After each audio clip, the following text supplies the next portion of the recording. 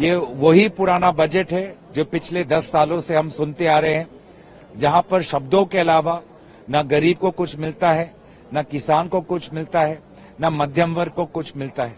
बार बार सिर्फ किसानों और मध्यम वर्ग सिर्फ शब्दों के लिए ही है।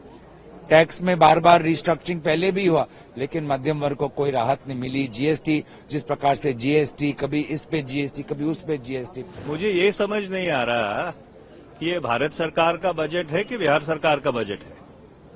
आपने बिहार के अलावा किसी और प्रदेश का नाम सुना वित्त मंत्री जी के पूरे बजट भाषण में? ये बड़ी दुर्भाग्यपूर्ण बात है कि जिन बैसाखियों पे सरकार चल रही है, उन बैसाखियों को स्थिर रखने के लिए उन्होंने बाकी मुल्क की जो विकास है उसको बिल्कुल दांव पे लगा दिया है। और बिहार आज भी बहुत पिछड़ा है। अगर देश के प्रधानमंत्री और वित्त मंत्री ने महसूस किया है कि बिहार को देना है, तो किसी को क्यों आपत्ति होनी चाहिए? यह बजट गरीब कल्याण का है, गरीबी मिटाने का है, किसान कल्याण का है, मध्यम वर्ग को मदद पहुंचाने वाला है और स्वास्थ्य के क्षेत्र में, शिक्षा के क्षेत्र में भी बहुत सारी योजनाओं की मंजूरी दी गई है।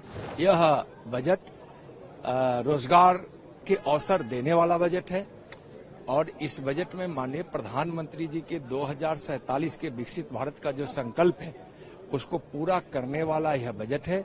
जहां तक बजट पे आए, ये वही पुराना बजट है जो पिछले 10 सालों से हम सुनते आ रहे हैं, जहां पर शब्दों के अलावा न गरीब को कुछ मिलता है, न किसान को कुछ मिलता है, न मध्यम वर्ग को कुछ मिलता है। विभिन्न टैक्स के जो प्रपोजल्स आते हैं, नतीजे आते हैं, वो सिर्फ बड़े बड़े कंपनियों के मालिकों को फायदा दिलाता है और आज भी यही है। बार बार सिर्फ किसानों और मध्यम वर्ग सिर्फ शब्दों के लिए ही है। टैक्स में बार बार रिस्ट्रक्चरिंग पहले भी हुआ, लेकिन मध्यम वर्ग को कोई राहत नहीं मिली। जीएसटी, जिस प्रकार से जीएसटी, कभी इस पे जीएसटी, कभी उस पे जीएसटी। तो आज भी मुझे लगता है कि पिछले 10 सालों में जितने भी बजट है, सबसे कमजोर बजट इस साल का बजट रहा है। एकदम नॉन इवेंट है। This budget is a non event. Sir, लेकिन 12 लाख तक जो छूट दी है कमाई, इसको बड़ी राहत। देखिए, कोई इसमें कोई साफ उन्होंने कोई डिटेल्स नहीं दिए हैं। सारे उन्होंने कहा बाद में विवरण है। सरकार का ये एक पुराना खेल है कि वो दिखाते एक है और जब आप बारीकी में जाते हैं तो देखते हैं कि इसमें कोई फायदा नहीं हुआ है। तो ये एक वही परंपरा है, एक ढोंग है, एक जुमला है। जब आप बारीकी में जाएंगे, जो हमारी प्रेस कॉन्फ्रेंस आज शाम को 5 बजे होगी, उसमें सारा कुछ स्पष्ट हो जाएगा। मुझे ये समझ नहीं आ रहा कि ये भारत सरकार का बजट है कि बिहार सरकार का बजट है। आपने बिहार के अलावा किसी और प्रदेश का नाम सुना वित्त मंत्री जी के पूरे बजट भाषण में? तो जब आप देश के बजट की बात करते हैं तो सारे देश के लिए उसमें कुछ न कुछ होना चाहिए। और ये बड़ी दुर्भाग्यपूर्ण बात है कि जिन बैसाखियों पे सरकार चल रही है, उन बैसाखियों को स्थिर रखने के लिए उन्होंने बाकी मुल्क की जो विकास है उसको बिल्कुल दांव पे लगा दिया है। मिडिल क्लास को लेकर क्या कहेंगे सर? जो well, the tax proposals will have to be studied carefully. Right? The finance minister has made certain assertions. Those assertions would have to be looked at. The fine print would have to be looked at, and then only, would you come to a determination. But in nutshell, I would again like to reiterate: was this a budget of the government of India, or was this a budget of the government of Bihar? 14 crore की आबादी है और हमारे पास एक अच्छी सरकार है वहां, और बिहार आज भी बहुत पिछड़ा है। अगर देश के प्रधानमंत्री और वित्त मंत्री ने महसूस किया है कि बिहार को देना है, तो किसी को क्यों आपत्ति होनी चाहिए? और हमें तो खुशी है कि बिहार को आज हवाई अड्डों का मांग हो, IITs की सीटों का वृद्धि हो, मखाना बोर्ड पूरी दुनिया में सबसे प्रसिद्ध एक ऐसा डाइट फूड है। तो अगर भारत की सरकार बिहार के बारे में सोच रही है, तो बिहार भी तो भारत का ही अंग है।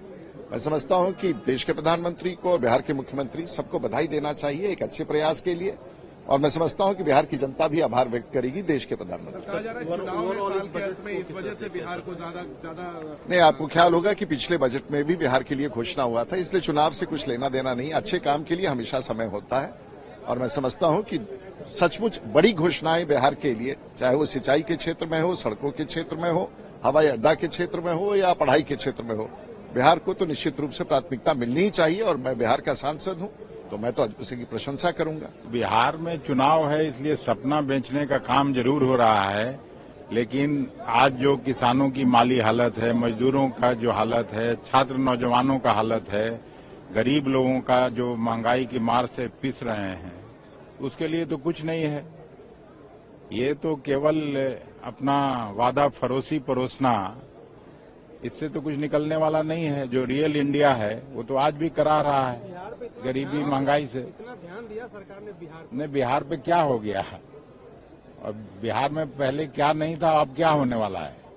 मखाना। चलिए आप कह रहे सर तो मखाना बोर्ड बनने से क्या हो जाएगा बिहार को, तो बता दीजिए। नहीं, हम लोग दुखी हैं, हम लोग गुस्से में हैं कि हमेशा बिहार के लोग मोदी सरकार को पिछले 3 चुनाव से जिता के यहाँ भेजते हैं, यहाँ सरकार बनवाने का काम करते हैं, और बिहार को हमेशा ठगने का काम हो रहा है। सर लेकिन बिहार के लिए इतने ऐलान हुए कि आपके ही सांसद मनीष तिवारी पूछ रहे हैं कि भारत सरकार का बजट है या बिहार सरकार का बजट है। नहीं, मनीष तिवारी जी को गलतफहमी होगी।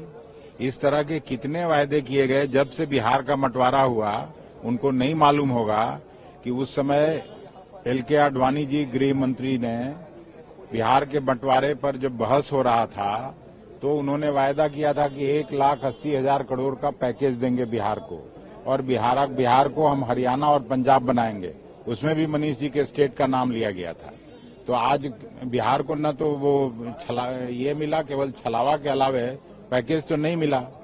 यही प्रधानमंत्री जी जाके 1,25,000 करोड़ का पैकेज का घोषणा किए थे, वो भी छलावा साबित हुआ। बिहार के साथ धोखा के अलावा कुछ नहीं हुआ पिछले 11-12 साल। ये पूरे देश के साथ साथ बिहार को भी प्राथमिकता मिली है, और बिहार में बहुत बड़े परियोजनाओं की स्वीकृति दी गई है। और यह बजट गरीब कल्याण का है, गरीबी मिटाने का है, किसान कल्याण का है, मध्यम वर्ग को मदद पहुंचाने वाला है, और स्वास्थ्य के क्षेत्र में, शिक्षा के क्षेत्र में भी बहुत सारी योजनाओं की मंजूरी दी गई है, और जिसके माध्यम से उत्तम स्वास्थ्य और उत्तम शिक्षा, तकनीकी शिक्षा को बढ़ावा मिलेगा।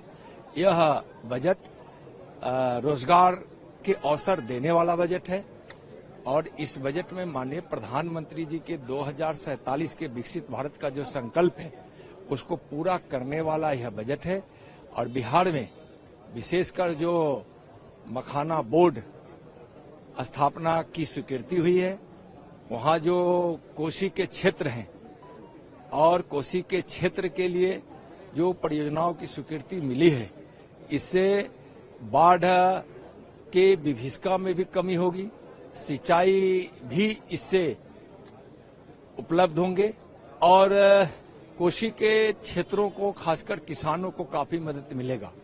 वहां ग्रीन एयरपोर्ट की भी जो स्वीकृति हुई है, उसके अलावा वहां बहुत सारी ऐसी बातों को बिहार के विकास को देखते हुए, बिहार की स्थिति को देखते हुए, वहां के बिहार के विकास के लिए और बिहार के कल्याण के लिए माननीय प्रधानमंत्री जी के नेतृत्व में आज जो माननीय वित्त मंत्री जी ने जो बजट में प्रावधान किया है, इसके लिए माननीय प्रधानमंत्री जी को और वित्त मंत्री जी को बहुत बहुत बिहार वासियों की ओर से बहुत बहुत आभार। मैं कहूंगी ये मिडिल क्लास की सबसे बड़ी जीत है। ये 240 वोट पर आने की जीत है, क्योंकि जिस तरीके से पिछले 10 साल से मिडिल क्लास की यही मांग थी कि हम लोग सैलरी कमाते हैं, उससे ज़्यादा खर्चा हमारा टैक्स में चला जाता है, ना सेविंग होती है, ना इन्वेस्टमेंट होता है। आज फाइनली उनकी सुनवाई हुई है, तो मैं उसका स्वागत करती हूँ। पहली बात ये, बिहार सोच रहा होगा कि काश हर साल चुनाव हो बिहार में, जैसे हमारी जो केंद्र सरकार है उनके बारे में कोई योजनाएं बता सकें। बिहार में चुनाव आ रहा है, 2 तरीके से पता चलता है, जब ध्रुवीकरण शुरू करते हैं और आम आदमी का बजट अनाउंस होता है। तो बिहार भी उम्मीद करा होगा।